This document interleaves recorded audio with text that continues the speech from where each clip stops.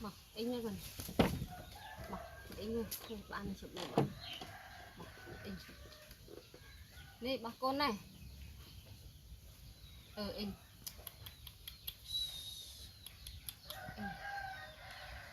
In rồi in.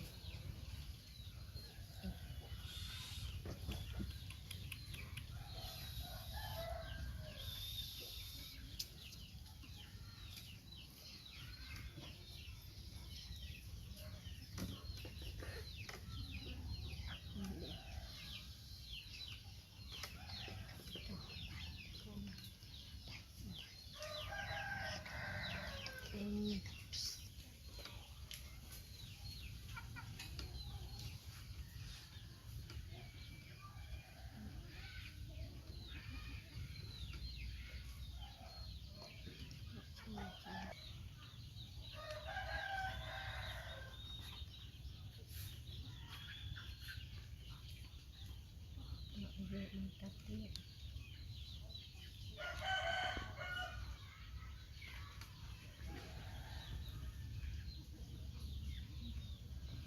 Cái gì còn?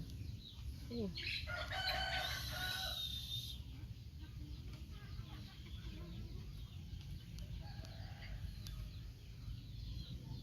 Cái gì?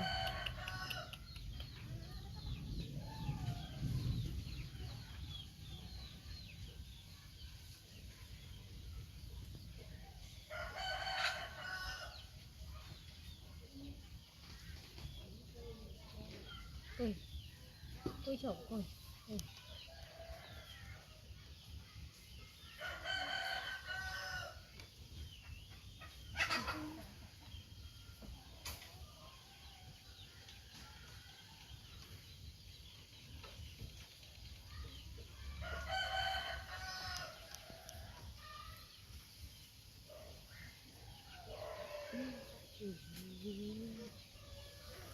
Ăn tổ nó con chồng ăn tổ mình thì mùi à. Trời chồng mình tổ nó vô bôi khăm phong thợp bằng siêu thật không? Baby mạ môi này. Này baby sát baby này.